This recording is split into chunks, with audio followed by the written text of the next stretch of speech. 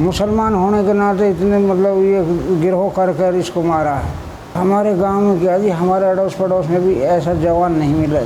ये हमें गलत कामों से रोकता है। हर जगह जहाँ भी हम किसी मजलूम को सताते हैं तो उसमें आड़ बनता है, अगर ओड़ा बनता है तो इसको हटा दिया जाए। इनका ये मेन मकसद था। न्याय मिलना चाहिए भाई, रुपया की कोई बात ना, अगर कोई लाख करोड़ भी देवे ना, जब भी मोर रुपये ना चाहिए। जैसे मेरा बेटा, बस वो बेटा चाहिए, और मुँह तो कहा नाम न्याय चाहिए, मुँह कुछ ना चाहिए दुनिया में। मेरी कहा ज़िंदगी मेरे दिल का टुकड़ा हुए पड़े हैं, न तो मैं डोल रही हूँ धरती पे, अपर कहा कह कर ये काम कर लूँ फिर बैठ जाऊँ, फिर कहा नाम वह देख देख के नहीं एक तरासा रहे। और इनका काम ये है जी गाड़ियों को लूटना। यहाँ के एमपी से हमारे यहाँ बहुत सारी गाड़ियाँ गुजरती हैं, ये गांव के लोकल रोड हैं, ये इन पे दिन रात लूट खसोट और डकैती करना इनका काम है। बाकी तो ना इनका कोई खेती है ना बिजनेस है और कुछ। और ये किसी भी आदमी को ना जी पीट देते हैं, जो इनके सामने जाए इनका विरोध करे वो इनका दुश्मन। तो इसने आसिफ ने भी कई बच्चों को ऐसे बाहर के आदमी थे उनको छुड़ाया इनसे, और उसी दिन से जो है इनको जो है ये लग रहा था कि भाई ये हमारा दुश्मन, ये हमें तो कुछ करने नहीं देगा। इनसे सब दबे हुए हैं, इन लोगों से वो लोग भी दबे हुए हैं, और सभी को इनने मारपीट रखा है। जाटों को भी, हर पंडितों को, हरिजनों को, सबको मारपीट रखा, पर वो बेचारे ये दबंग बने हुए हैं गाँव में। ದೇಶಾದ್ಯಂತ ಲಾಕ್ಡೌನ್ ಹಾಗೂ ಕೊರೋನಾ ಸಂಕಷ್ಟದ ನಡುವೆಯೇ ಕಳೆದ ತಿಂಗಳು ಅಂದರೆ ಮೇ 16ರಂದು ಹರಿಯಾಣದ ನೋಹು ಜಿಲ್ಲೆಯ ಮೇವಾತ್ನಲ್ಲಿ ಆಘಾತಕಾರಿ ಘಟನೆಯೊಂದು ನಡೆದಿದೆ. ಆದರೆ ಅಂದು ನಡೆದ ಆ ಭಯಾನಕ ದಾಳಿ ದೇಶದ ಯಾವುದೇ ಪ್ರಮುಖ ಟಿವಿ ಚಾನೆಲ್ಗಳಿಗೆ ಪ್ರಮುಖ ಸುದ್ದಿಯಾಗದೆ ಒಂದೆರಡು ದಿನಗಳಲ್ಲಿ ತೆರೆಮರೆಗೆ ಸರಿದಿದೆ. ಅಂದು ಔಷಧ ಖರೀದಿಗಾಗಿ ಮನೆಯಿಂದ ತೆರಳಿದ್ದ ಆಸಿಫ್ ಖಾನ್ ಎಂಬ ಯುವ ಜಿಮ್ ತರಬೇತುದಾರನ ಮೇಲೆ ಗುಂಪೊಂದು ದಾಳಿ ಮಾಡಿ ಅಮಾನವೀಯವಾಗಿ ಥಳಿಸಿ ಹತ್ಯೆಗೈದಿತ್ತು. ದೇಶದ ಪಾಲಿಗೆ ಕಳಂಕವಾಗಿದ್ದ, ಎಲ್ಲರೂ ನಾಚಿಕೆಯಿಂದ ತಲೆ ತಗ್ಗಿಸಬೇಕಾದ, ಮರುಕ ಪಡಬೇಕಾದ ಹಾಗೂ ಆರೋಪಿಗಳಿಗೆ ಕಠಿಣ ಶಿಕ್ಷೆಗೆ ಆಗ್ರಹಿಸಬೇಕಾಗಿದ್ದ ಈ ಗುಂಪು ಹತ್ಯೆ ಪ್ರಕರಣ ಹಾಗೂ ಇದರ ತನಿಖೆ ಸಾಗುತ್ತಿರುವ ರೀತಿಯ ಬಗ್ಗೆ ಯಾವುದಾದರೂ ಟಿವಿ ಚಾನೆಲ್ನಲ್ಲಿ ಇವತ್ತು ಚರ್ಚೆಯಾಗುತ್ತಿರುವುದನ್ನು ನೀವು ನೋಡಿದ್ದೀರಾ? ಆಸಿಫ್ ಖಾನ್ ಅಂದು ತನ್ನ ಸಂಬಂಧಿಕರಾದ ರಶೀದ್ ಮತ್ತು ವಾಸಿಫ್ ಜೊತೆ ಔಷಧ ಖರೀದಿಸಲು ಕಾರಿನಲ್ಲಿ ತೆರಳಿದ್ದ. ಸೋಹಾನಾದಿಂದ ಅವರು ವಾಪಸ್ಸಾಗುತ್ತಿದ್ದಾಗ ದಾರಿ ಮಧ್ಯೆ ಅವರನ್ನ ಗುಂಪೊಂದು ತಡೆಯಿತು. ಮೊದಲು ಹಿಂದಿನಿಂದ ಕಾರಿಗೆ ಡಿಕ್ಕಿ ಹೊಡೆಯಲಾಯಿತು. ಆ ಬಳಿಕ ಮತ್ತೊಂದು ವಾಹನ ಡಿಕ್ಕಿ ಹೊಡೆಯಿತು. ಡಿಕ್ಕಿ ಹೊಡೆದ ರಭಸಕ್ಕೆ ಆಸಿಫ್ ಇದ್ದ ಕಾರು ಪಲ್ಟಿಯಾಗಿತ್ತು. ನಂತರ ಆಸಿಫ್ನನ್ನ ಹೊರಗೆಳೆದು ಅಮಾನವೀಯವಾಗಿ ಥಳಿಸಿ ಕೊಲ್ಲಲಾಯಿತು. ಆಸಿಫ್ ಜೊತೆಗಿದ್ದ ಇಬ್ಬರ ಮೇಲೂ ಕೂಡ ಮಾರಣಾಂತಿಕ ಹಲ್ಲೆ ನಡೆಯಿತು. ಹಲ್ಲೆಯ ಸಂದರ್ಭ ದುಷ್ಕರ್ಮಿಗಳು ಜೈ ಶ್ರೀರಾಮ್ ಹೇಳುವಂತೆ ಬಲವಂತಪಡಿಸಿದ್ದರು ಎಂದು ಆರೋಪಿಸಲಾಗಿತ್ತು. ಪ್ರಕರಣಕ್ಕೆ ಸಂಬಂಧಿಸಿ ದಾಖಲಾದ ಎಫ್ಐಆರ್ನಲ್ಲಿ ಸಂದೀಪ್, ಕಲ್ಲು, ಅಡ್ವಾಣಿ, ಪಠಾರಿ, ರಿಷಿ, ಕುಲದೀಪ್, ಸೋನು, ಭೀಮ್, ಮಹೇಂದರ್ ಮತ್ತು ಅನು ಎಂಬವರ ಹೆಸರುಗಳಿತ್ತು. ಮೇ 17ರಂದು 6 ಆರೋಪಿಗಳನ್ನು ಬಂಧಿಸಲಾಗಿತ್ತು. ಆದರೆ ಆರೋಪಿಗಳ ಬಂಧನ ವಿರೋಧಿಸಿ ಕೋವಿಡ್ ಭೀತಿಯ ನಡುವೆಯೇ ನೂಹು ಜಿಲ್ಲೆಯ ಇಂದ್ರಿ ಗ್ರಾಮದಲ್ಲಿ ಮೇ 30ರಂದು ಮಹಾಪಂಚಾಯತ್ ನಡೆಯಿತು. ಅಲ್ಲಿ ಆರೋಪಿಗಳನ್ನು ಬಿಡುಗಡೆಗೊಳಿಸುವಂತೆ ಆಗ್ರಹಿಸಲಾಯಿತು. ಸಾವಿರಾರು ಮಂದಿ ಕೋವಿಡ್ ನಿಯಮಗಳನ್ನು ಉಲ್ಲಂಘಿಸಿ ಆ ಮಹಾಪಂಚಾಯತಿನಲ್ಲಿ ಭಾಗಿಯಾಗಿದ್ದು ಮಾತ್ರವಲ್ಲ, ಮುಸ್ಲಿಮರ ವಿರುದ್ಧ ದ್ವೇಷ ಭಾಷಣಗಳನ್ನು ಮಾಡಿದ್ದರು. ದುಷ್ಕರ್ಮಿಗಳು ಅಮಾಯಕರು ಎಂದು ಕೆಲವರು ಹೇಳಿದ್ದರೆ, ಇನ್ನು ಕೆಲವು ಭಾಷಣಕಾರರು ಆಸಿಫ್ ಕೊಲೆಗಾರರು ಒಳ್ಳೆಯ ಕೆಲಸ ಮಾಡಿದ್ದಾರೆ ಎಂದು ಹಾಡಿ ಹೊಗಳಿದ ಆರೋಪಗಳು ಕೇಳಿಬಂದವು. ಈ ವರದಿ ಎಡಿಟ್ ಆಗುತ್ತಿರುವ ಜೂನ್ 10ರಂದು ಇನ್ನೊಂದು ಆಘಾತಕಾರಿ ಸುದ್ದಿ ಬಂದಿದೆ. ಪ್ರಕರಣದ ಪ್ರತ್ಯಕ್ಷ ಸಾಕ್ಷಿ ಆರೋಪಿಗಳ ಗುರುತು ಹೇಳಿದ್ದರೂ 4 ಪ್ರಮುಖ ಆರೋಪಿಗಳಿಗೆ ಪೊಲೀಸರು ಕ್ಲೀನ್ ಚೀಟ್ ನೀಡಿ ಬಿಡುಗಡೆ ಮಾಡಿದ್ದಾರೆ ಎಂದು ತಿಳಿದು ಬಂದಿದೆ. ಮಹಾಪಂಚಾಯತ್ ಒತ್ತಡಕ್ಕೆ ಮಣಿದು ಈ ರೀತಿ ಪ್ರಕರಣದ ಪ್ರಮುಖ ಆರೋಪಿಗಳನ್ನೇ ಬಿಡುಗಡೆ ಮಾಡಲಾಗಿದೆ ಎಂದಿರುವ ಆಸಿಫ್ ಕುಟುಂಬಕ್ಕೆ ಈಗ ಪೊಲೀಸರ ತನಿಖೆಯ ಬಗ್ಗೆ ಯಾವುದೇ ವಿಶ್ವಾಸ ಉಳಿದಿಲ್ಲ. ಆದರೆ ನಾವು ಸೂಕ್ತ ತನಿಖೆಯ ಬಳಿಕವೇ 4 ಕ್ಲೀನ್ ಚೀಟ್ ನೀಡಿದ್ದೇವೆ ಎಂದು ಪೊಲೀಸರು ಹೇಳಿದ್ದಾರೆ. ಇದೊಂದು ಗುಂಪು ಹತ್ಯೆ, ಕೋಮು ದ್ವೇಷದ ಹತ್ಯೆ ಎನ್ನುವುದನ್ನು ಪೊಲೀಸರು ನಿರಾಕರಿಸುತ್ತಿದ್ದು, ಹಳೆಯ ದ್ವೇಷದಿಂದ ನಡೆದ ದಾಳಿ ಎನ್ನುತ್ತಿದ್ದಾರೆ. ಆಸಿಫ್ಗೆ ಹಲ್ಲೆ ನಡೆಸಿದ ಬಳಿಕ ದುಷ್ಕರ್ಮಿಗಳು ಆಸಿಫ್ ಮೃತದೇಹವನ್ನು ಹಲವು ಕಿಲೋಮೀಟರ್ ದೂರದಲ್ಲಿ ಎಸೆದಿದ್ದರು.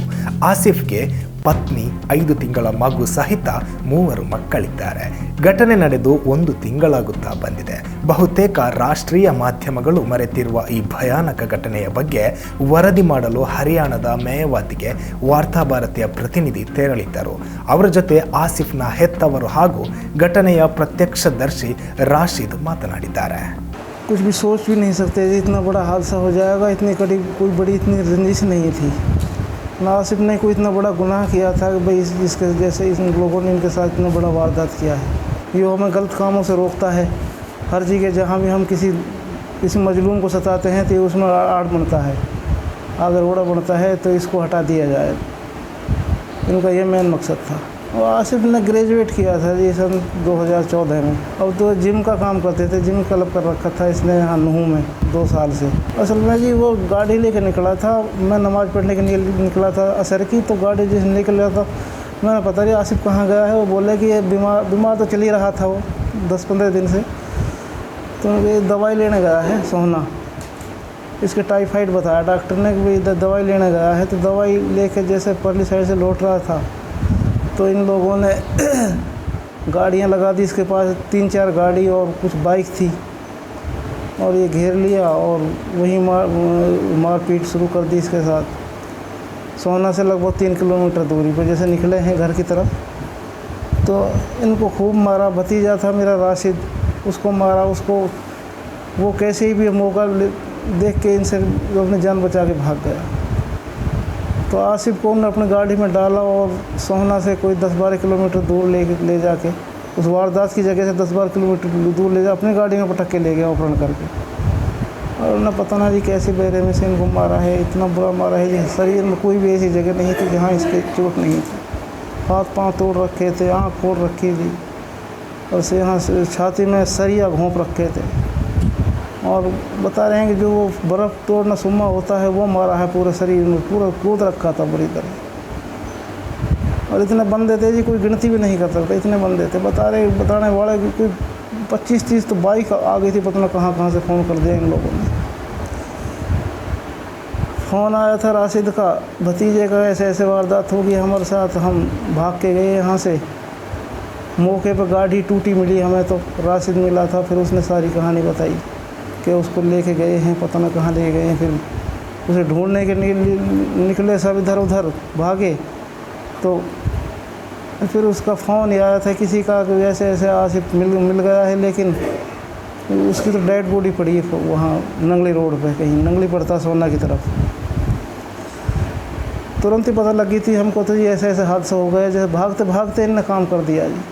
लगभग हमें मुश्किल से 1 घंटा होगा, ज़्यादा से ज़्यादा 1 घंटे बाद हमें उसकी डेड बॉडी मिल गई आसिफ। पंचायत के बारे में ये कहना चाहता हूँ जी, ये लोग जो दोषी हैं ना, इनका मकसद है सरकार पर दबाव बनाएं और दोषियों को निकालें। यही हुआ है। पंचायत के बाद 4 दोषियों को तो जेल से रिहा कर दिया है प्रशासन ने। तो ये दबाव की वजह यही मकसद था इनके। कैसे ही भी ये जो दोषी हैं जिन्हें वारदात की है सारे निकले बाहर, और ये सबको ही निर्दोषी बता रहे हैं कि भाई 1-2-4 बंदे हैं जिन्होंने वारदात की है, जबकि इनमें कम से कम भी 25-30 तो कम से कम हैं इसमें। हाँ जानते हैं, बिल्कुल सबको जानते हैं। जो बाहर के हैं 1-2 उनको भी जानते हैं, बाकी और ज़्यादा को तो जानते नहीं जो बाहर के हैं, लेकिन गांव के जितने बंदे सबको जानते हैं। यकीन तो जी प्रशासन तो बड़ा अच्छा ही काम कर रहा था अब तक तो, लेकिन जब ये 4 बंदे जेल में से भी रिहा करें इन लोगों ने, 302 का केस है। अब कुछ ढील सी बरती दिख रही है सर, ये कुछ ढील बरती है हमारी प्रशासन की। बच्चे उनके आसिफ के 3 बच्चे हैं जी। हाँ, एक तो ये है बड़े वाला है, 2 इससे छोटे हैं। एक तो 6-7 महीने का है कुल। हाँ छोटे वाला है, 3 लड़के ही हैं। भाई वाइफ तो अब तो चाहे ठीक ही है, नहीं तो हाल तो बुरा ही है। उसके बाद में चला जाए उसको हाल ही कहा जी। भाई मैं तो यही कहना चाहता हूँ कि ये जो दरिंदे हैं इनको कड़ी से कड़ी सज़ा मिले, सज़ा भी कम से कम फांसी की मिले इनको। लेकिन मतलब हक बात कोई नहीं कहता। इनसे सब दबे हुए हैं, इन लोगों से वो लोग भी दबे हुए हैं, और सभी को इनने मारपीट रखा है। जाटों को भी, हर पंडितों को, हरिजनों को, सबको मारपीट रखा। पर वो बेचारे ये दबंग बने हुए हैं गांव में। हिंदू मुसलमान वाला तो कोई ऐसा नहीं हुआ जी।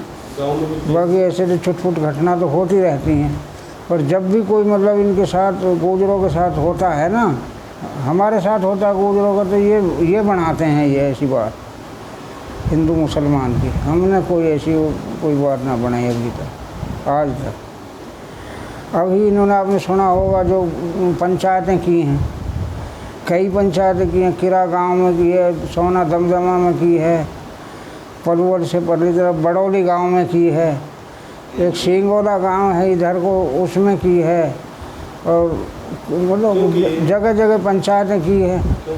और इंडी गांव में एक महापंचायत की है जिसमें हिंदू एकता और भाई प्रशासन को दबाने की बात करी गई है, मुसलमानों के लिए बुरा भला कहा गया है, प्रशासन को भी बुरा भला कहा है इन लोगों ने। आपने वीडियो देखा होगा, बस ये है, ये भाईचारा खराब करने के लिए किया है। अब यहाँ मतलब यहाँ दंगे हों, फिसाद हों, भाईचारा खराब हो, इसलिए इन लोगों ने। और इन्हें चंदा भी किए, चंदा के लिए भी किया, चंदा इकट्ठे किए हैं। मुसलमान होने के नाते इतने मतलब ये गिरोह कर कर इसको मारा है। हमारे गांव में क्या जी, हमारे अड़ोस पड़ोस में भी ऐसा जवान नहीं मिला, बस इतनी सेहत का और इतनी हिम्मत देख के बॉडी वगैरह हाँ सब उसको जलते थे उससे। बस ये मामूली जो बच्चों की वो किसी को ये बदमाश जो है किसी को मारपीट करते, किसी को कुछ करते, तो वो उनको बचाने के लिए पहुंच जाता था कई दौर, एक आध बार। ये बेचारे फेर में घूमते हैं, सामान छोटे मोटे उनको पीटते थे। इनका काम था लूटपाट करना, बदमाशी करना, लोगों के साथ मारपीट करना। ये हाईवे पे बहुत लूटें की हैं इन्होंने। वो जिनको पीटते थे उन लोगों को बचाता था। बस एक दो बार ऐसा किया है, विरोध किया है उसने इनका। अब ये बहुत गलत काम कर रहे हैं गांव में, इन्होंने इस वजह से इसको दुश्मनी पाल दी। शुरू में वो मीडिया वाला आए थे दिल्ली से, वो मैडम है ना, मैं उसका नाम नहीं बता पाऊँगा, वो भाई तो बता देता। आरफा खानम। और ये अपने मेवात के जो 20 वाले भी आए थे, तो इन्होंने अच्छी बात कही थी उन्होंने हमारे सरपंच ने। और एक पंचायत मेंबर था, एक और चेयरमैन था दयाराम नाम का। तो दूसरे दिन सरपंच के ऊपर ये गुर्जर समाज ने बहुत बड़ा दबाव डाला, फिर उसने कुछ अपने हाँ बयान बदल दिए। आसिफ और 2 भाई हैं जी। छोटा भाई तो बड़ा? छोटा भाई जो है हरियाणा पुलिस में है। अच्छा, छोटे भाई हरियाणा पुलिस में किस पोस्ट पे? अब तो वही है हाँ, मतलब 3-4 से तो अकेला मुकाबला कर लेता वो, अगर इस तरह घेरता ना तो। वो वहाँ एक जन्मदिन मनाया जा रहा था। अच्छा, वहाँ उन लोगों का एक इंड्री का है गुलाब, उसका ऑफिस है सोहना में, सोहना जकोपुर बोलते हैं उसको उरली तरफ।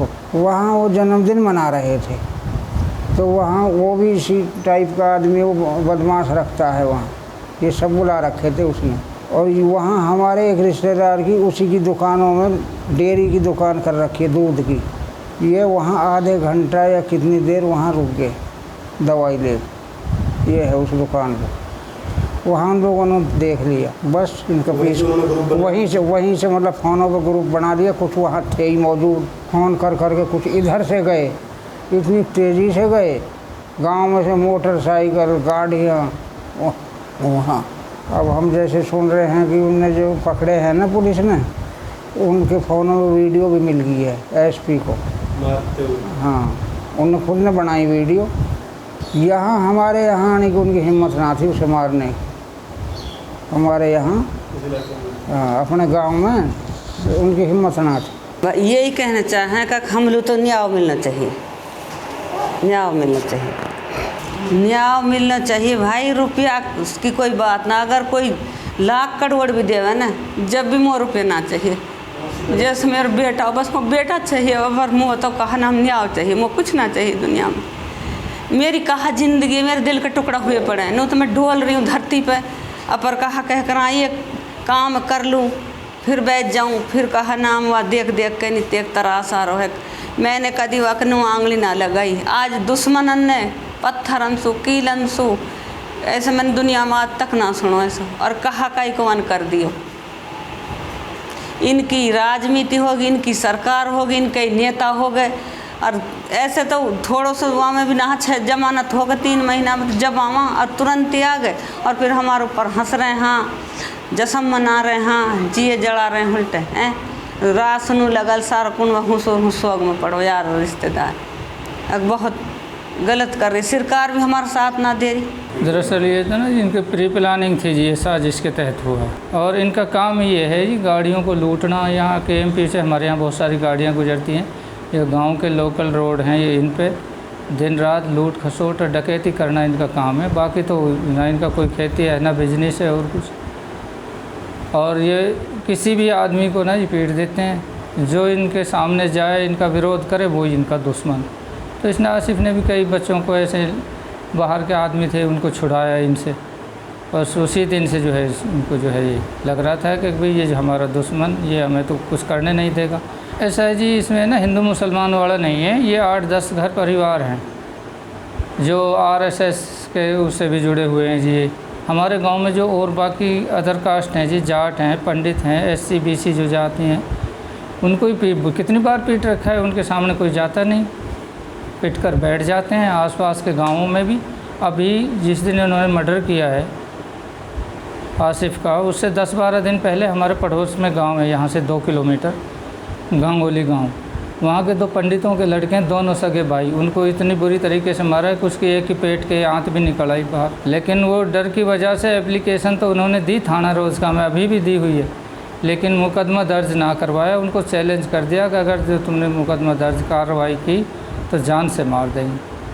अभी भी वो एप्लीकेशन थाने में रोज़गार में हमारे लगी है, इसके 10-12 दिन ही पहले। अभी जो है ना आसिफ के जाने के बाद ये लोग कैसे कैसे लाछन लगा रहे हैं जी कि वो तो लड़कियों के फ़ोटो करता था, वीडियो वायरल करता था। ये सब बिल्कुल सरासर झूठ है जी, एक भी नहीं है। कोई आदमी आके बताए, सबूत पेश करे कि भाई हमारी लड़की को या हमारे ऐसा कुछ किया है, कुछ भी नहीं आज तक। यहाँ जो है इन लोगों ने बहुत सारी जो है ना भाईचारे की बिगाड़ने की कोशिश की है और अभी भी कर रहे हैं। लोग जो है भयभीत भी हैं, हम तो भयभीत हैं क्योंकि ये लोग कुछ भी कर सकते हैं। जो इतना चैलेंज दे देकर कह रहे हैं वो कुछ भी कर सकते हैं। तो हमने अपने पुलिस स्टेशन रोज़ का मेव में SP साहब को जो है हमारे दूसरे भाइयों ने ज्ञापन सौंपे हैं, DGP को दिया है कि जिन लोगों ने ये हरकतें 30 तारीख की महापंचायत में की हैं, मुकदमा उनका दर्ज कराने के लिए ऐसे तत्वों का जिन्होंने ये भड़काऊ भाषण दिए, उनको मुकदमा दर्ज करवाने के लिए दरख्वास्त लगाई है, लेकिन उन लोगों पर कोई कार्रवाई नहीं हुई। गुजरों के अलावा जो हमारे गांव में और जो हमारे हिंदू भाई हैं वो सब हमारे साथ अच्छा मिलते हैं, बैठते हैं, आ रहे जा रहे, उनसे हमारा कोई भी कैसे भी कोई बात नहीं है। सब जैसे पहले भाईचारे से रहते थे वो आज भी वैसे ही हैं। हमारे यहाँ जो है हमारे दुख है, हमारे दुख में वो लोग शामिल हुए हैं। पुलिस तो जो है ना इस मामले में कुछ भी बताने को तैयार नहीं है। वो कह रहे हैं कि वो जो कुछ हम कर रहे हैं वो सब ठीक कर रहे हैं। इसका मतलब तो ये है कि जो अभी तो जो है ना सारे जो आरोपी हैं उनको गिरफ़्तार भी नहीं किया है, और उससे पहले ही लोगों को जो गिरफ़्तार किए हैं उनको छोड़ना भी शुरू कर दिया है। तो लगता है कि जो है कहीं ना कहीं इसमें प्रशासन की ढील है और पुलिस प्रशासन इसमें नरमी बरत रहा है।